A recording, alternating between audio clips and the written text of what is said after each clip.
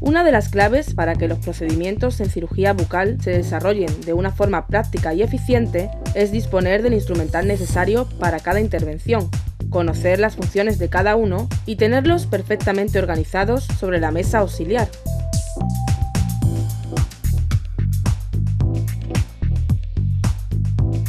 El instrumental necesario para la anestesia locorregional será jeringa, agujas, anestésico tópico, carpules de anestesia.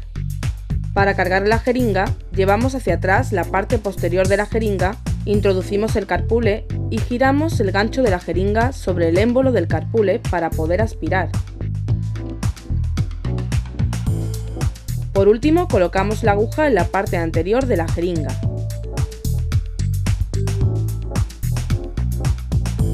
Se entiende por diéresis la maniobra quirúrgica consistente en dividir partes o tejidos que están unidos de forma natural. Si es realizada con una hoja cortante, se denomina incisión. Si se hace con una tijera, se conoce como corte. Y cuando consiste en separar tejidos avanzando en los espacios anatómicos reales o virtuales, se habla de separación o despegamiento. El instrumental necesario será un mango de bisturí. El más utilizado es el Bar Parker o americano. Estos mangos se clasifican por número, según la hoja que acepten. Habitualmente utilizamos el del número 3, que acepta hojas del 11, 12 y 15. Las tijeras son instrumentos de corte. Pueden utilizarse para cortar hilos, quitar puntos o bien sobre tejidos blandos. También, aunque con menor frecuencia, pueden usarse como elemento de disección. Existen multitud de diseños para diferentes usos, más cortas, largas, con la punta afilada o la punta redondeada. Los despegadores son instrumentos fundamentales en nuestra disciplina. Se componen de una pala ancha con una cara redondeada no activa y otra cara más plana y con bordes afilados pero no cortantes. Además de su utilidad como despegadores, se usan mucho como separadores de colgajo una vez levantado este. Instrumental para facilitar la visión. Son instrumentos que sirven para facilitar la visión y el trabajo en la zona quirúrgica, además de usarse con la finalidad protectora de los tejidos circundantes o adyacentes. Existen muchos modelos, estando algunos diseñados específicamente para cirugía bucal. Los separadores son instrumentos que pueden ser usados por el cirujano o por el ayudante. Facilitan la visión separando labios, mejillas o lengua y rechazando los colgajos. El más utilizado es el denominado Langenbeck.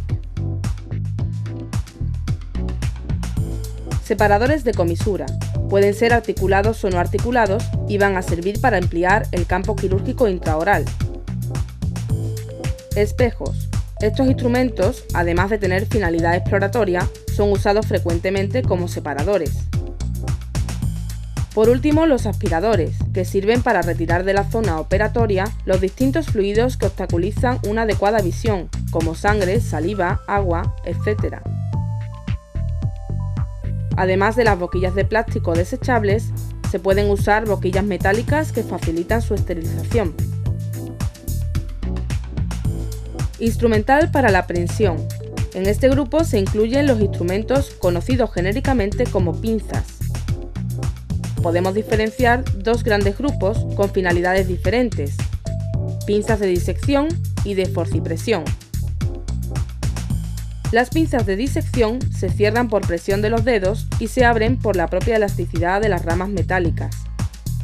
Existen con punta más o menos roma, con estrías y sin estrías, con dientes y sin dientes, largas o cortas.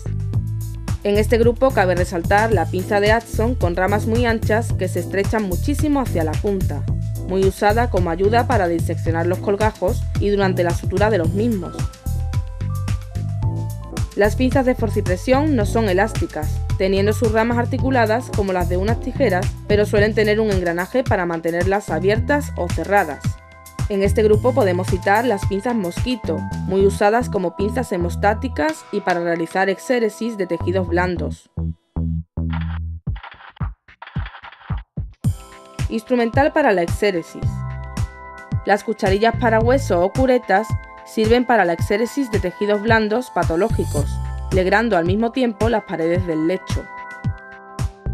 La pinza gubia es un instrumento de ramas articuladas con los extremos activos cóncavos y los bordes de los mismos muy afilados, pudiendo cortar por las puntas y por los lados. Suelen tener un resorte elástico en el mango para mantener abiertas las ramas cuando no se activan.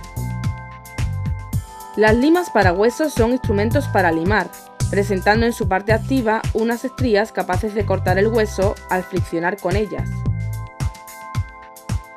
Los escoplos son instrumentos alargados que acaban en un bisel que son accionados por el martillo.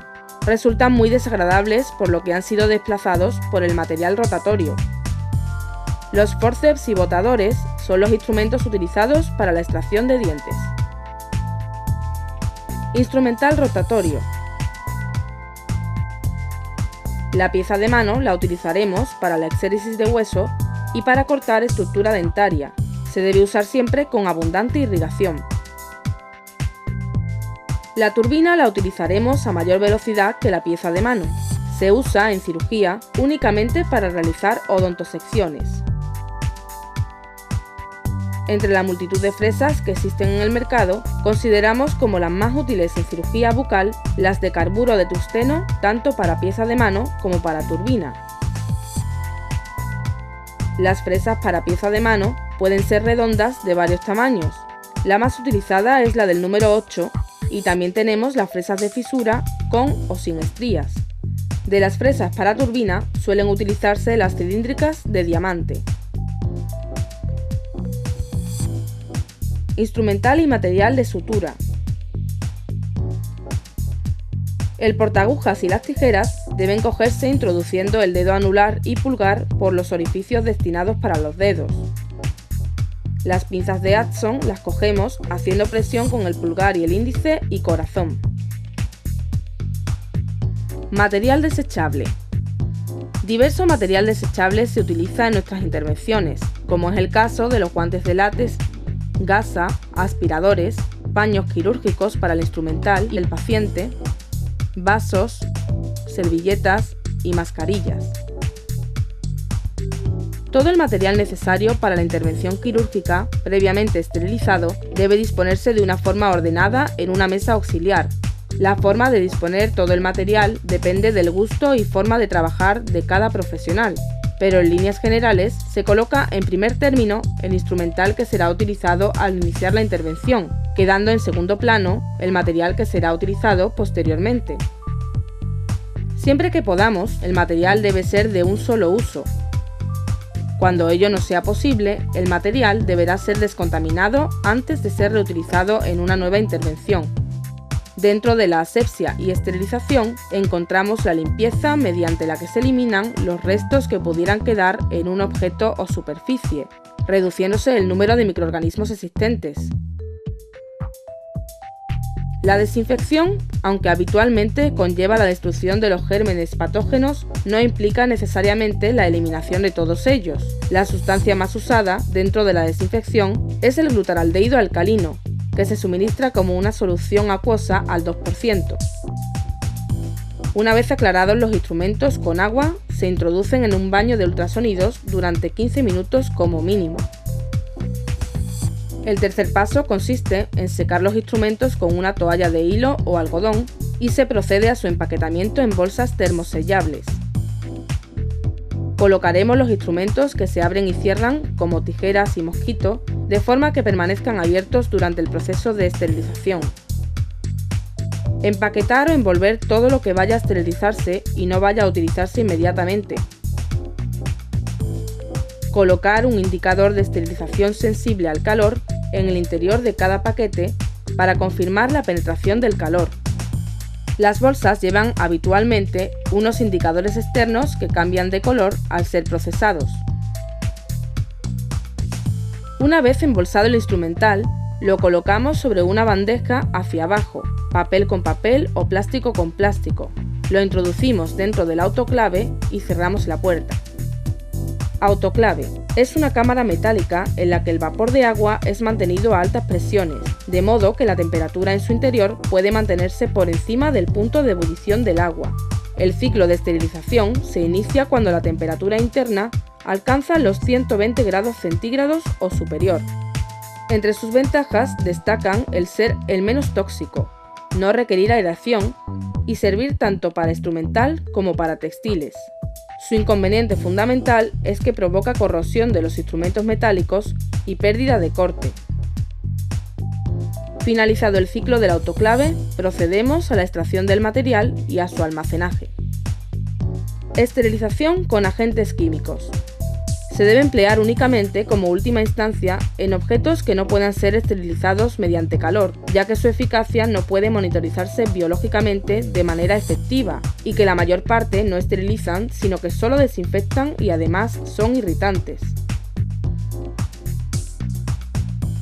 La esterilización por calor seco se lleva a cabo en hornos y estufas de aire caliente, alcanzándose la esterilización a una temperatura de 160 grados centígrados. Este método es el menos idóneo para esterilizar el instrumental de cirugía debido a que las altas temperaturas pueden dañar algunos metales y juntas de soldaduras, además de decolorarlos.